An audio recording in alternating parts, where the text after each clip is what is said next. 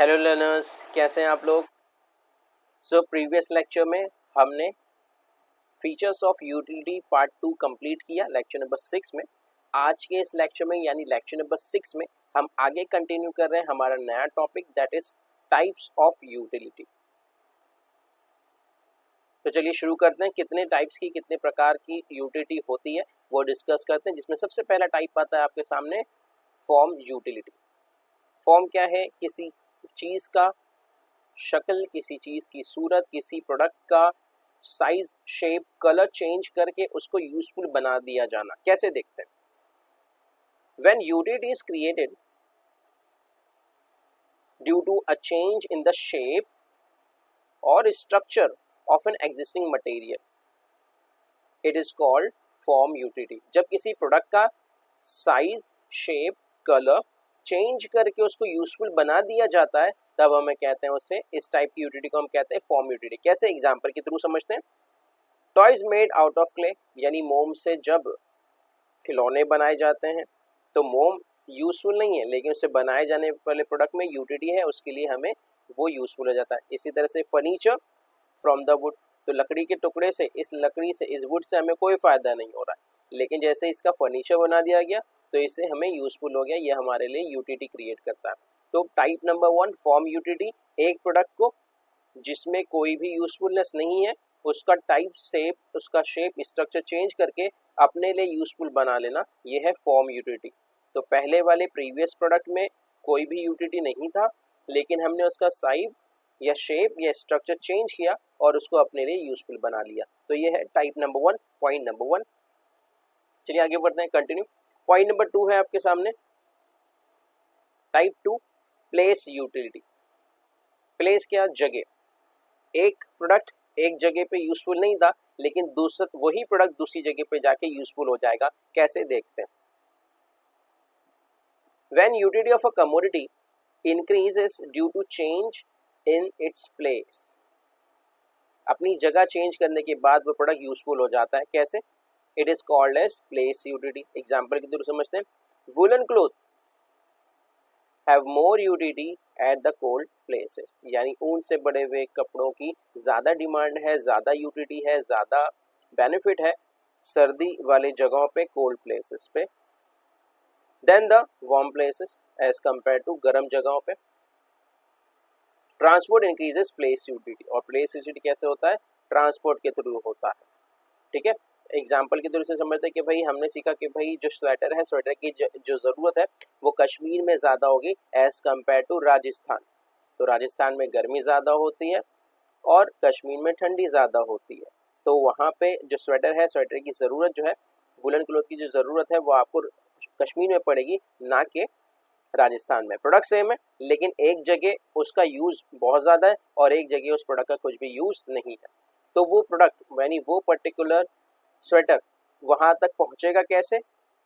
Transport के through पहुँचेगा। याद रखना है आपको कि प्लेस का मतलब क्या होगा? ट्रांसपोर्ट होगा। ये बहुत बार ऑब्जेक्टिव में पूछा जाता है कि प्लेस यूटिलिटी किसकी मदद से क्रिएट की जाती है, तो ट्रांसपोर्ट के थ्रू वो क्रिएट की जाती है। लास्ट टाइम आपको शायद याद होगा हमने सी शोर का एग्जाम्पल लिया था कि भाई जो रेती है, जो मट्टी है, वो सी शोर पे पड़ी हुई है, समंदर के किनारे पे पड़ी हुई है, उसको कोई नहीं पूछ रहा है। But when it comes to the transport construction site, तो कंस्ट्रक्शन साइट में उसका बहुत डिमांड है, वो खरीदी बेची जाती है और बहुत महंगी खरीदी और बेची जाती है।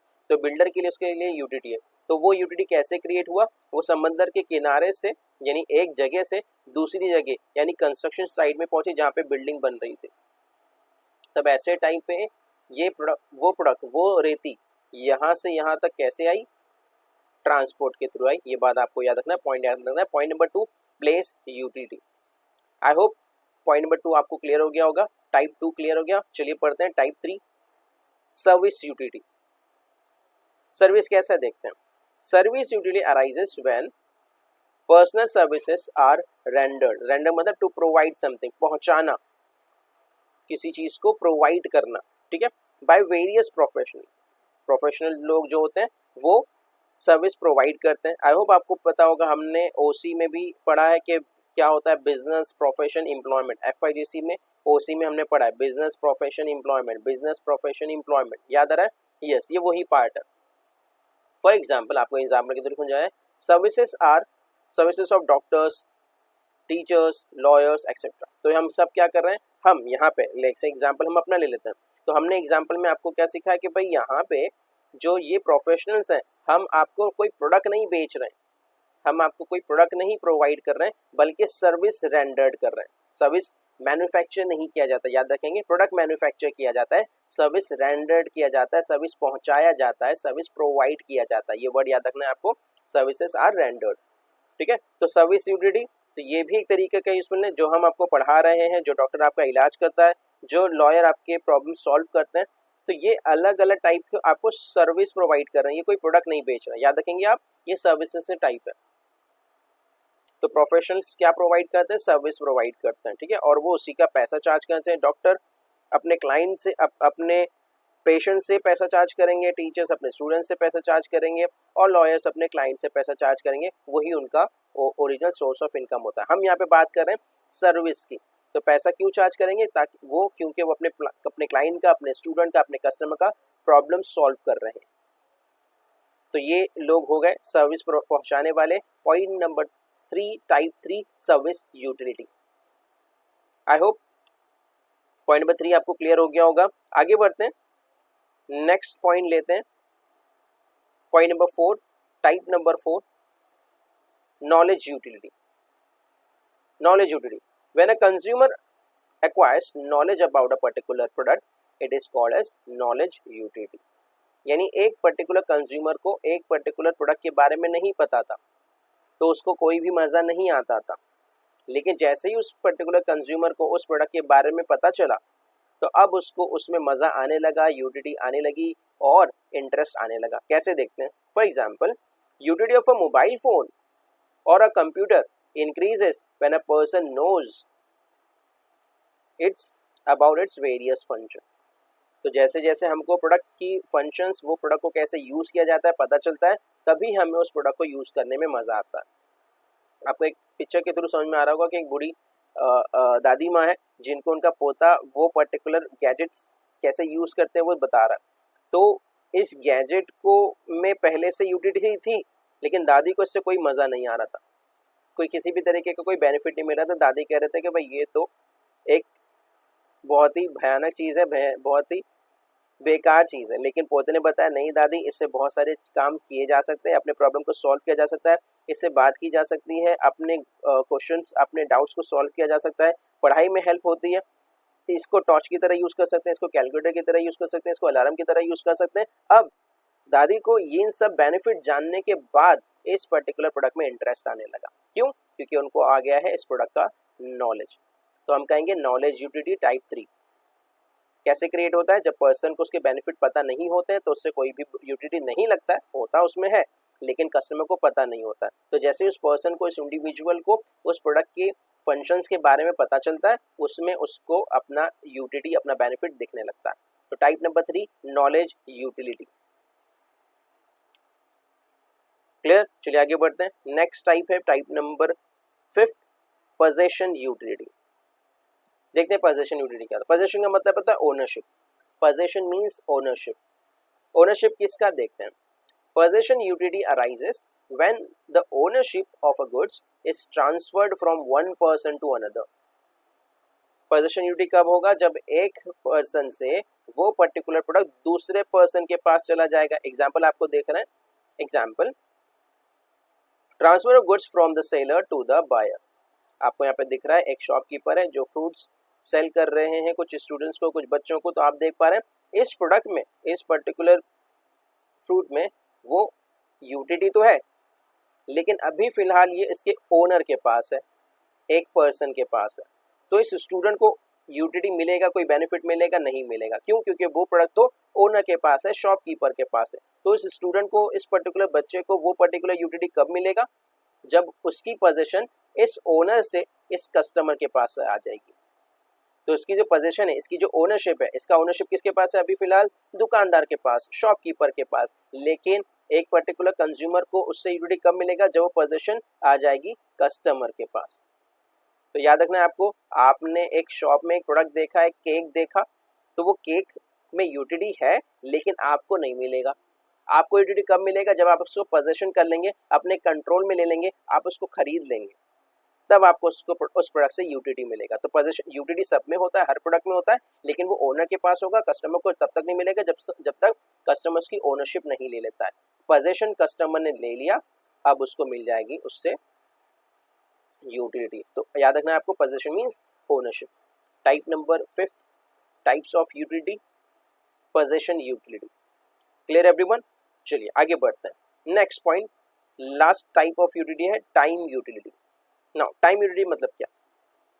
When the utility of a commodity increases with a change in its time of utilisation, कि भाई एक पर्टिकुलर प्रोडक्ट को हमने दूसरे समय में यूज किया था, उसी प्रोडक्ट को हमने दूसरे समय में यूज किया, अब पता चला कि पहले जनवरी में उससे कोई मजा नहीं आ रहा था, लेकिन दिसंबर में या मार्च में उस प्रोडक्ट से हमें यूटिलिटी मिलने लगी। It is called as time utility. Example के थ्रू समझते हैं। A student has more utility for textbook during the examination। Example को रिलेट कर पा रहे हैं आप लोग कि भाई एक प्रोडक्ट से टेक्स्ट बुक, लेकिन उस प्रोडक्ट का यूज अपने एक स्टूडेंट को कब है? एग्जामिनेशन के ड्यूरेशन में, एग्जाम के टाइम पे।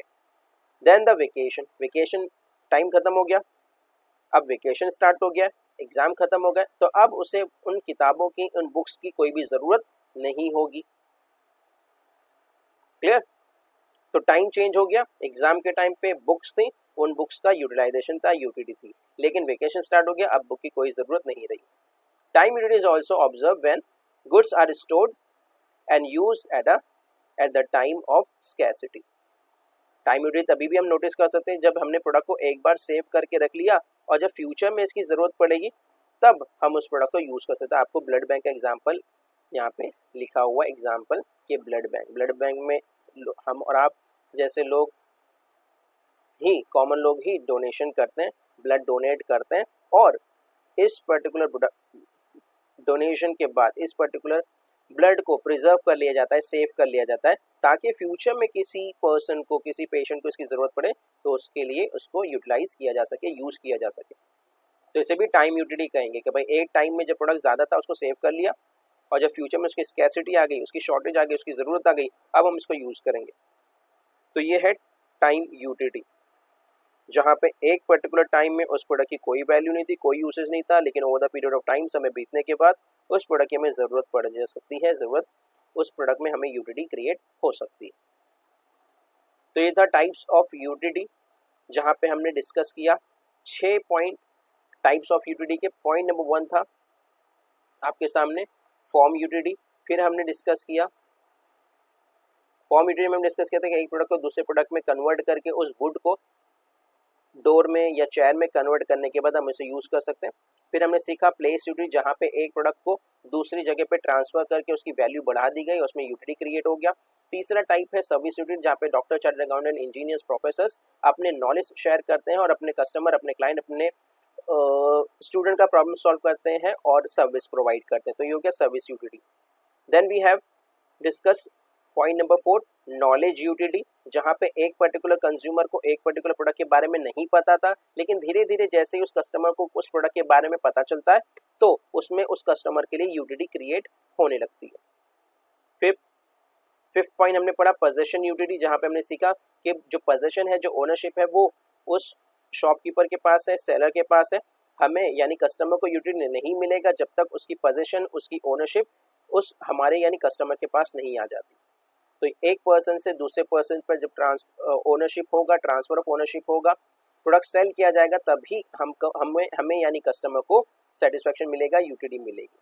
लास्ट पॉइंट हमने डिस्कस किया टाइम यूटिलिटी, जहाँ पे हमने देखा कि एक प्रोडक्ट को एक टाइम पे यूज करने से कोई वैल्यू नहीं मिल रहा था, कोई बेनिफिट नहीं मिल रहा था, लेकिन उसी प्रोडक्ट को दूसरे टाइम पे यूज करने के बाद हमें वैल्यू मिला। एग्जांपल में हमने समझा था कि टेक्स्ट बुक है, जो स्टूडेंट को ड्यूरिंग एग्जामिनेशन बहुत ज़्यादा यूजफुल है, बहुत ज़्यादा हेल्पफुल है, लेकिन वही प्रोडक्ट, वही टेक्स्ट बुक एग्जाम के बाद वेकेशन में कोई भी यूज नहीं है। दूसरा एग्जाम्पल हमने देखा था ब्लड बैंक का, जहाँ पे एक पर्टिकुलर टाइम में ब्लड को सेव कर लिया जाता है, जब वो एक्सेस होता है, ज़्यादा होता है, लोग डोनेशन करते हैं और ब्लड बैंक इस ब्लड को सेव कर लेता है। जब फ्यूचर में किसी पेशेंट को ज़रूरत पड़ती है तो हम इसे यूज़ करते हैं और किसी भी पेशेंट को इससे बेनिफिट पहुँचाया जाता है। Is it clear everyone? So I hope हमने आपके सभी डाउट्स भी क्लियर कर दिए होंगे और टाइप्स ऑफ यूटिलिटी जो कि एक इम्पॉर्टेंट टॉपिक है उसे हमने पूरा डिस्कस कर लिया। आपके कोई भी डाउट्स हो कमेंट सेक्शन में ज़रूर लिखें, हम फ्यूचर में उन्हें ज़रूर सॉल्व करेंगे। तो चलिए आज के लिए इतना ही काफ़ी है, मिलते हैं नेक्स्ट लेक्चर में। जब तक के लिए keep learning, keep growing, keep smiling. Thank you very much and of course good bye.